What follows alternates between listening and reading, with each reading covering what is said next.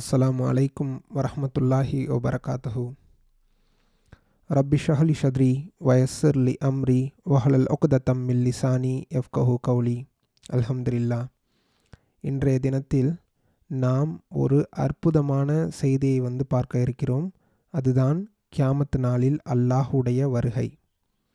இந்த உலகத்தில் நாம் அல்லாஹுவை நம்புகிறோம், அல்லாஹுவை தொழுகிறோம், அல்லாஹுவை யாரும் பார்த்தது கிடையாது.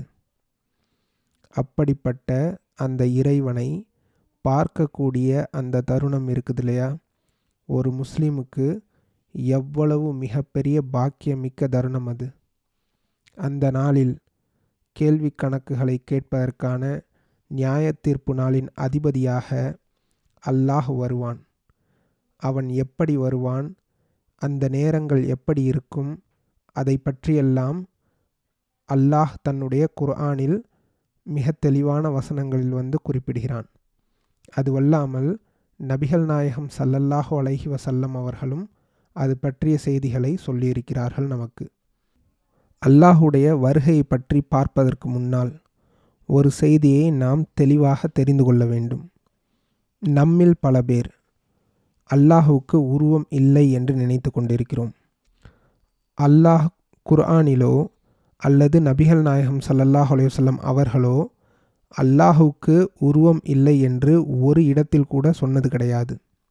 அதற்கு மாறாக நிறைய குர்ஆனுடைய அந்த வசனங்களும் நபிகள் நாயகம் ஸல்லல்லாஹு அலைஹி வஸல்லம் அவர்களுடைய அந்த ஹதீஸ்களையும் தேடி பார்க்கும்போது அல்லாஹுவுக்கு உருவம் இருக்கிறது என்றுதான் நாம் பொருள் கொள்ள வேண்டும்.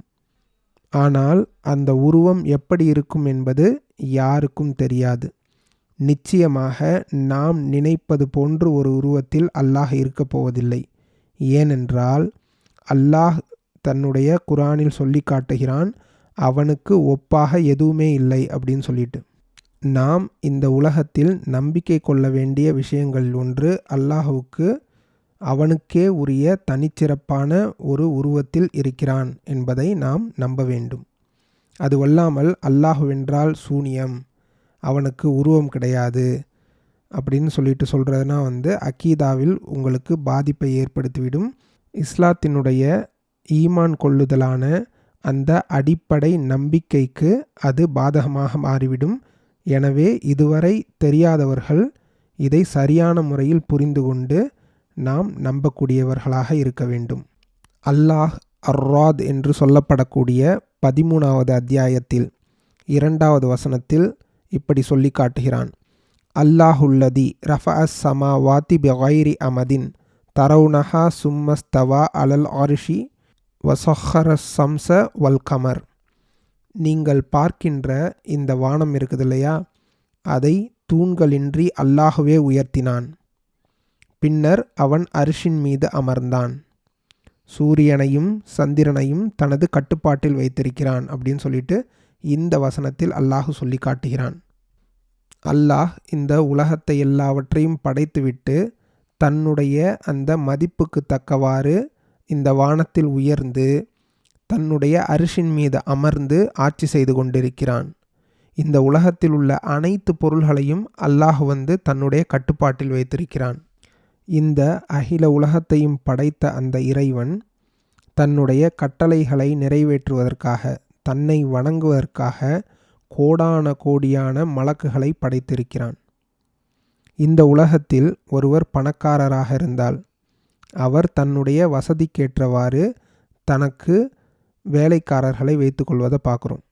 எனக்கு கீழே இத்தனை பேர் வேலை செய்கிறாங்கப்பா அப்படின்னு சொல்கிறதே அவருக்கு ஒரு பெருமை. அல்லாஹ் பெருமைக்கு சொந்தக்காரன்.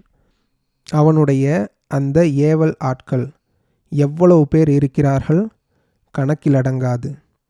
இந்த உலகத்தில் அல்லாஹுடைய ஆலயம் இருக்கிறது இல்லையா, கஅபா, அந்த கஅபாவை போன்று மலக்குகளுக்கு 7ஆம் வானத்தில் ஒரு வணங்குவதற்கான ஆலயம் இருக்கிறது.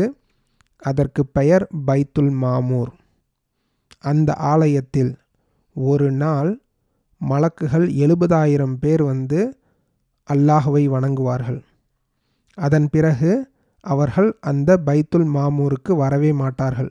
ஒரு மலக்குக்கு ஒரு முறைதான் அந்த பைத்துல் மாமூரில் வணங்குவதற்கான அனுமதி. இப்படி ஒவ்வொரு நாளும் அந்த பைத்துல் மாமூரில் 70,000 மலக்குகள் வந்து வந்து அல்லாஹ்வை வணங்குவார்கள். ஒரு முறை வந்த மலக்கு மறுபடியும் அந்த பைத்துல் மாமூருக்கு வரமாட்டார். அப்படியென்றால் எத்தனை கோடான கோடி வருடங்கள் ஓடிவிட்டன இந்த உலகத்தையும் மலக்குகளையும் படைத்து. இப்போது மலக்குமார்களின் எண்ணிக்கையை நாம் கற்பனை செய்து பார்க்க வேண்டும். அவ்வளவு ஏவலாட்களை அல்லாஹ் வைத்துள்ளான் தனக்காக. ஆனால் அல்லாஹ் இவர்கள் யாரும் இல்லாமல் தான் நாடியதை செய்யக்கூடியவன். அல்லாஹ் தனக்காக அடிமைத்தனம் செய்பவர்களை பற்றி பெருமைப்படுகிறான். அல்லாஹ் பெருமைக்கு சொந்தக்காரன். கியாமத் நாளில் மஹ்ஷருடைய மைதானத்தில் ஆதம் அலைஹிஸ்ஸலாம் அவர்கள் முதல் கடைசி இந்த உலகத்தில் வாழ்ந்த மனிதன் வரை அத்துணை பேரும் உயிர் கொடுக்கப்பட்டு நிறுத்தப்படுவார்கள். அணி அணியாக வந்து அவர்கள் நிறுத்தப்படுவார்கள். அவர்களை சுற்றி 7ஆம் வானத்திலிருந்து உள்ள அத்துணை மலக்குகளும் அந்த மனித இனத்தை சுற்றி வந்து வளைத்தாற்போல் அவர்கள் அணிவகுத்து நிற்பார்கள். அதன் பிறகு 6வது வானத்தில் அதைவிட பல மடங்கு வானவர்கள் வந்து அதை சுற்றி அணிவகுத்து நிற்பார்கள். அதன் பிறகு 5வது வானம், 4வது வானம், 3வது வானம், 2வது வானம், முதல் வானத்தில் உள்ள மலக்குகள் எல்லாம் வந்து ஒன்றன் பின் ஒன்றாக வந்து இந்த மனித கூட்டத்தை சுற்றி வளைத்தவர்களாக வந்து அணிவகுத்து நின்று கொண்டிருப்பார்கள். அதன் பிறகு அல்லாஹ் வருவான். இந்த உலகத்தை படைத்து காத்து கொண்டிருக்கின்ற அந்த வல்ல இறைவன் மலக்குகள் புடை சூழ மலக்குகள் அணிவகுக்க வந்து அந்த மஹ்ஷர் மைதானத்துக்கு வருகை புரிவான். அவனுடைய அந்த வருகையால் அந்த மஹ்ஷரே வந்து ஒளி பொருந்தியராக மாறிவிடும். இதுவரை நபிகள் நாயகம் ஸல்லல்லாஹு அலைஹி வஸல்லம் அவர்கள் முதற்கொண்டு யாருமே வந்து அல்லாஹ்வை பார்த்ததில்லை. இன்றைய பொழுது வரை இந்த உலகத்தில் மனிதனாக பிறந்த யாரும் மலக்காக பிறந்த யாரும் அல்லாஹ்வை வந்து இதுவரை பார்த்ததில்லை. அன்றைய தினம் அவர்கள் பார்ப்பார்கள். நபிகள் நாயகம் ஸல்லல்லாஹு அலைஹி வஸல்லம் அவர்களிடத்தில் வந்து கேட்கப்படும் போது, நீங்கள் அல்லாஹ்வை பார்த்திருக்கிறீர்களா அப்படின்னு சொல்லிட்டு கேட்கப்படுது. அதற்கு நபிகள் நாயகம் சொன்ன பதில் என்ன தெரியுமா?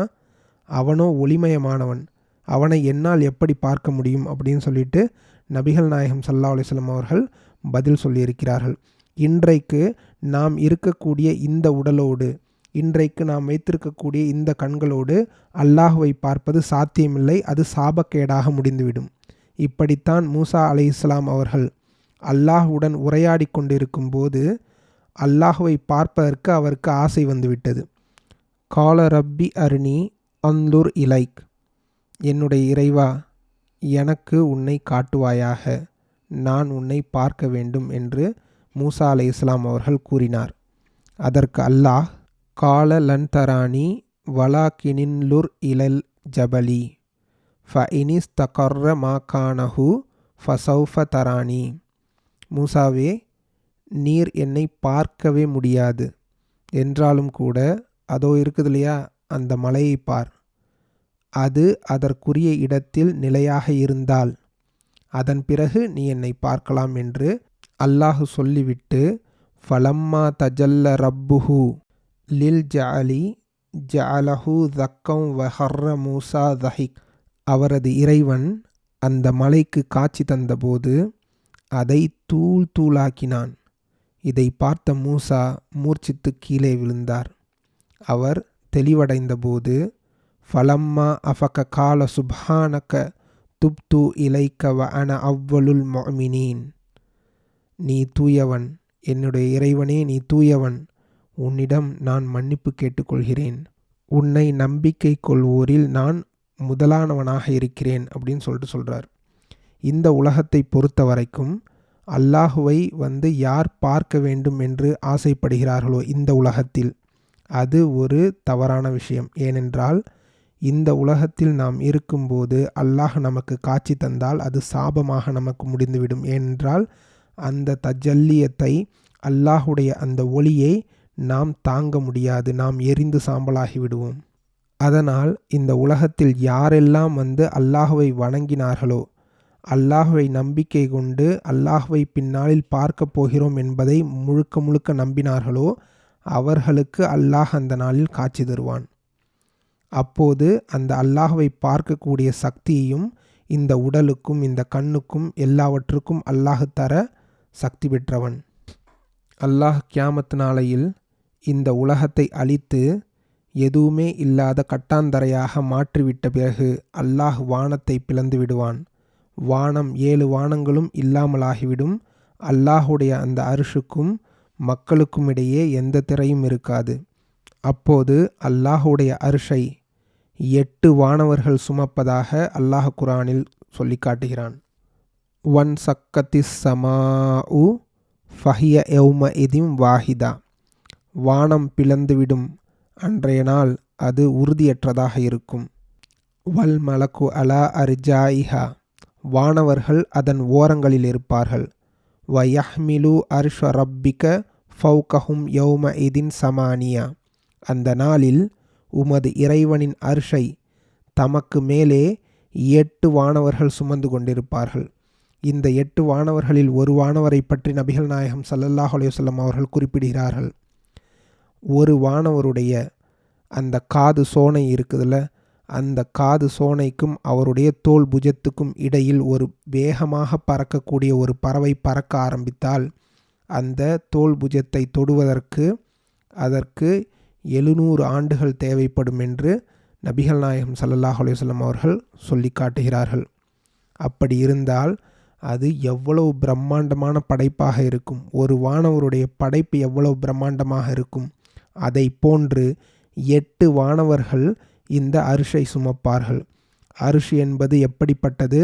இந்த அகில உலகத்தையும் வானத்தையும் பூமியும் தனக்குள்ளே வந்து அடக்கக்கூடியது அல்லாஹுடைய அர்ஷ். அந்த அர்ஷை கியாமத் நாளில் 8 வானவர்கள் சுமந்து கொண்டிருப்பார்கள். அப்போது வானவர்கள் புடைசூழ, வானவர்கள் அணிவகுத்து நிற்க அல்லாஹ் அந்த மஹ்ஷர் மைதானத்தில் வருவான். அல் ஃபஜ்ர் என்ற அந்த அத்தியாயத்தில் 89வது அத்தியாயம் 22வது வசனம். வஜா ரப்புக வல் மலக்கு சஃபன் சஃபா. வானவர்கள் அணி அணியாக நிற்கும்போது உங்களுடைய இறைவன் வரும்போது என்று அல்லாஹ் சொல்லி காட்டுகிறான். வஜி யௌம இதின் பிஜஹன்னம். அந்த நாளில் நரகம் இழுத்து வரப்படும். வதரல் மலாஇகத ஹஃபீன மின் ஹவுலில் அர்ஷி யுசப்பிஹூன பிஹம்தி ரப்பிஹிம். வானவர்கள் மலக்குகள் தமது இறைவனை போற்றி புகழ்ந்து அரிசை சுற்றி வருவதை நீங்கள் காண்பீர்கள். வகுலிய பைனஹும் பில் ஹக்கி வக்கீலல் ஹம்துலில்லாஹி ரப்பில் ஆலமீன். அவர்களுக்கு இடையே அந்த நாளில் நியாய தீர்ப்பு வழங்கப்படும். அகிலத்தின் இறைவனாகிய அல்லாஹுக்கே எல்லா புகழும் என்று கூறப்படும். இதை கேட்கக்கூடிய எத்தனை பேர் கஅபாவை நேரில் பார்த்திருப்பீர்கள் என்று எனக்கு தெரியாது.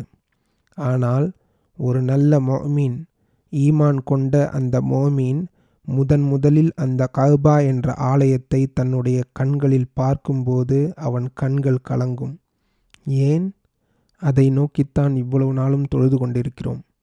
கஅபா தான் இன்றைக்கு நமது கிபிலா. அதை படங்களிலும் தொலைக்காட்சிகளிலும் நீங்கள் கண்டிருந்தாலும் கூட அதை நேரில் பார்க்கும்போது உங்களுக்கு ஒரு புல்லரிப்பு ஏற்படும்.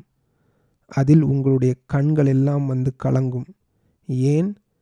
எதை நம்பி நாம் தொழுது கொண்டிருக்கிறோமோ அந்த ஒரு பொருளை நாம் பார்க்கும்போது நமக்கு நம்மை அறியாமல் உணர்ச்சி வசப்பட்டு விடுவோம். ஆனால் உண்மையிலேயே நாம் கஅபாவை தொழுபவர்கள் அல்ல. அல்லாஹுவை தொழுவதற்காக அல்லாஹ் காட்டி தந்த அந்த திசையை நாம் தேர்ந்தெடுத்து தொழுது கொண்டிருக்கிறோம். அப்படிப்பட்ட அல்லாஹுவை நாம் பார்க்கக்கூடிய அந்த நாள் ஒரு மனிதனுக்கு எவ்வளவு புல்லரிப்பை ஏற்படுத்தக்கூடிய அந்த நாள். எவ்வளவு பாக்கியம் மிக்க ஒரு மனிதன் அல்லாஹுவை பார்க்க முடியும். அன்றைய நாளில் அல்லாஹ் அந்த மஹ்ஷருடைய மைதானத்தில் வந்தால் கூட எல்லோருமே அல்லாஹுவை பார்க்க முடியாது. யாரெல்லாம் இந்த உலகத்தில் அல்லாஹுவை வணங்கி நம்பி ஏற்றுக்கொண்டிருக்கிறார்களோ அவர்களுக்கு மட்டும்தான் அல்லாஹ் காட்சி தருவான். இன்றைக்கு நாம் அல்லாஹுக்காக வேண்டி சஜிதா செய்கிறோம். யாருடைய காலிலும் விழாத நாம் அல்லாஹுக்காக இந்த தலையை பூமியில் வைக்கிறோம். அந்த நாளில் அல்லாஹ் தன்னுடைய காலை திறந்து காட்டுவான். அன்றைய தினம் யாரெல்லாம் இந்த உலகத்தில் அல்லாஹ்வை தொழுது வந்தார்களோ அவர்கள் நேரடியாக அல்லாஹ்வின் காலில் விழுவார்கள். இதையும் அல்லாஹ் குர்ஆனில் சொல்லி காட்டுகிறான். யௌம யுக்ஸஃபு அன் சாக்யும் வயுதுகௌன இலா சுஜூத் ஃபலா யஸ்ததிஊன்.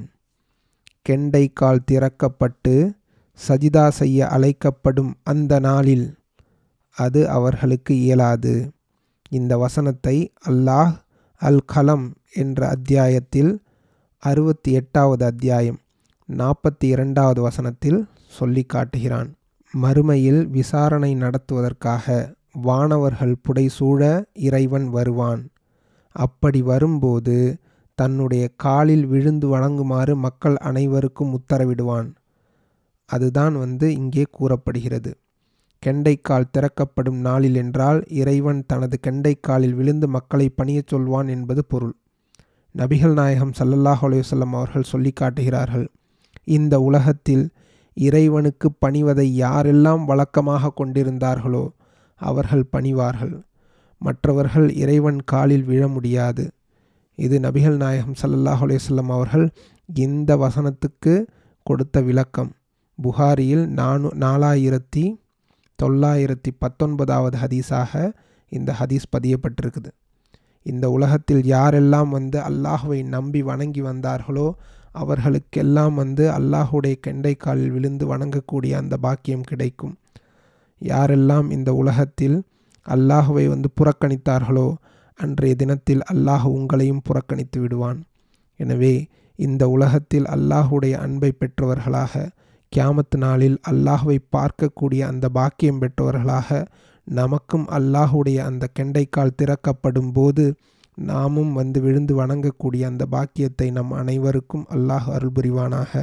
வாஹத் தாவானா அல்ஹம்துலில்லாஹி ரப்பில் ஆலமீன்.